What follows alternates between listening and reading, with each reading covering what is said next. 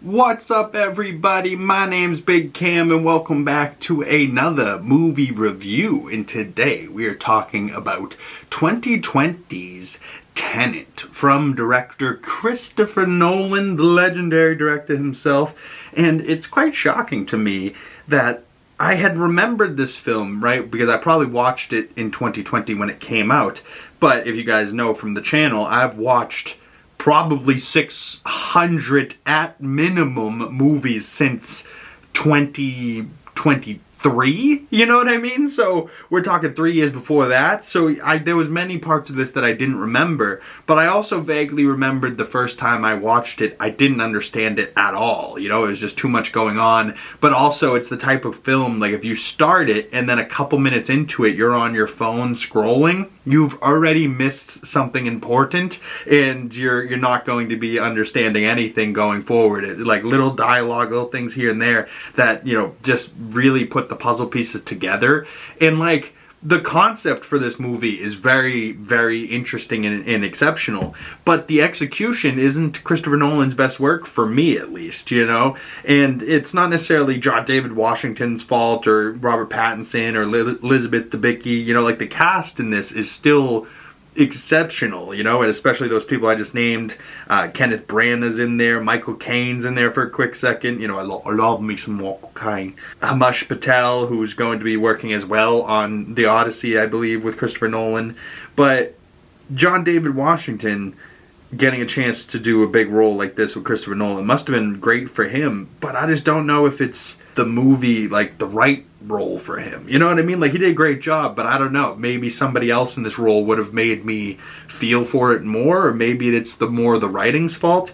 But I don't know. Comment below if at any point you were like, this is all interesting and like the visuals are so good that you're like, wow, that's interesting, this is interesting, and how things are moving in reverse time and like the concept of everything's interesting. But the main character of John David Washington's protagonist, you just aren't attached to. You know what I mean? Like you don't have any real stakes for your main character that makes you like on board with them. You know what I mean? Like you're watching them, but I don't know if you're like, oh, he's the good guy, I'm gonna follow him and I hope nothing bad happens to, you know, like you don't latch on to anybody.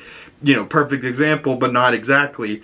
I'm just getting into Stranger Things for the first time myself, and I'm now, you know, 3 seasons in, and I'm really attached to Dustin and certain people. And if anything happens to Dustin, I'm going to riot. But if nothing happens to those kids, you know, that's bullshit. Barb can't be the only one that died, and if you know, you know. But like, come on, like, you know, like there was something a part of this movie where like I wasn't grabbing on to John David Washington and being like, this guy's great, I can't not, you know, watch him. And like the only real part of this movie that I did grab onto was like the very, very, very end, and the relationship between John David Washington and Neil, friggin' Robert Pattinson's character. Like finally we learn more about them and their relationship, and it's like the end of the movie. So for me, I was like, wait a second, what? You know, like I'm finally interested in these two guys, and the movie's over, you know? So as far as Christopher Nolan's work, it's not my favorite, you know? Like out of his other 2.5 hour plus films that I've seen,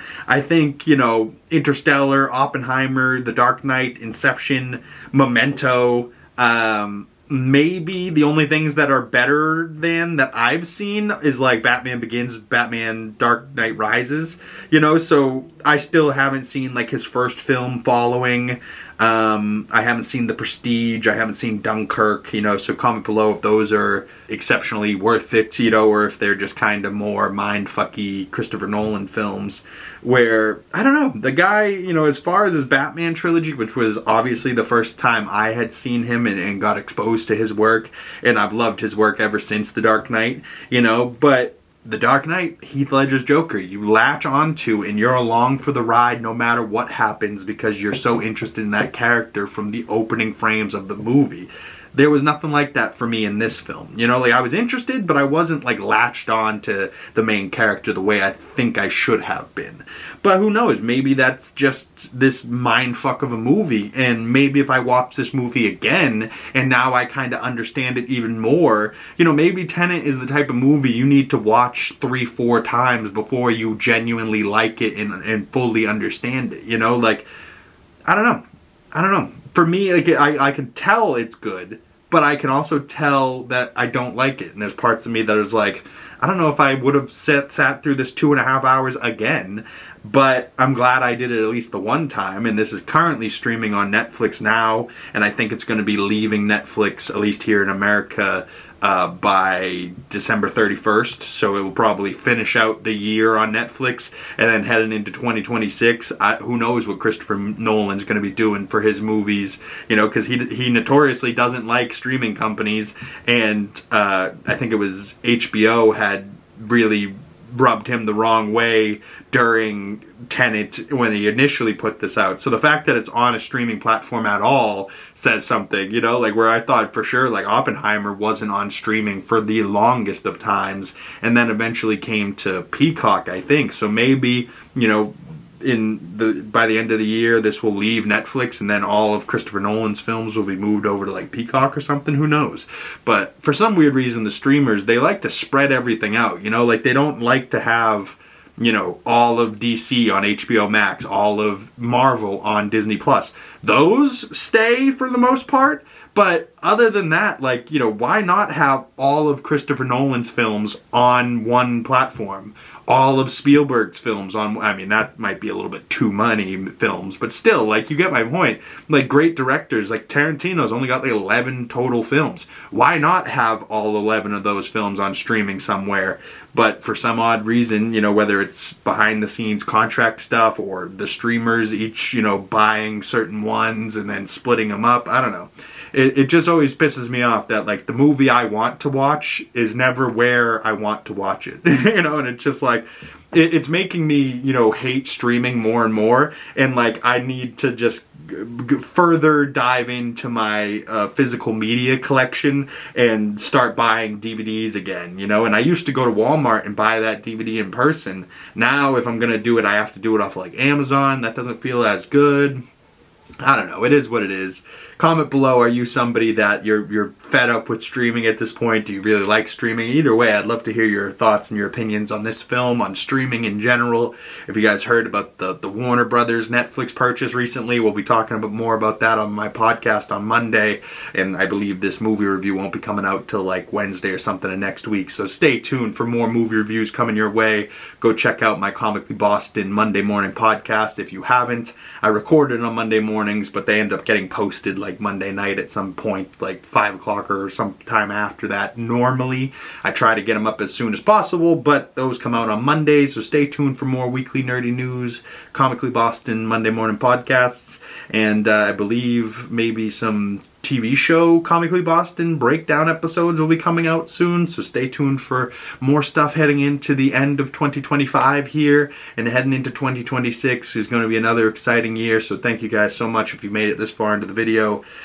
Going back to Tenet for just a moment, the overall score I gave for Tenet, I gave 3 out of 5 stars, about a 6 out of 10, and if I had to give it a true 10 score, it's probably like a 6.8, 6.9, but it's still like a part of me wants to give it like a 6.0, 5.9. You know what I mean? Like, there was parts of me that knew it was a good movie, but there was parts of me that knew I didn't like it and wasn't grabbing on to it like I have some of other Christopher Nolan films. But also, like, you can see even like dialogue in Tenet, you know, leading him towards Oppenheimer, and even something like his old film like Memento, and like how that goes through different periods of time and like loops back over itself at different points, and like you can tell how a movie like that led him to a movie like this, and then a movie like this led him to doing Oppenheimer, and then Oppenheimer's gonna lead him into doing The Odyssey. So Christopher Nolan's a phenomenal filmmaker. I love his work, and even when I didn't necessarily love his work, it still made me think and process it all friggin' night, you know what I mean? Like, so you know, a damn good filmmaker is a damn good filmmaker, regardless if you like it or not, and you're still like, I think it was a damn good movie, but my heart's telling me, I don't know, you know?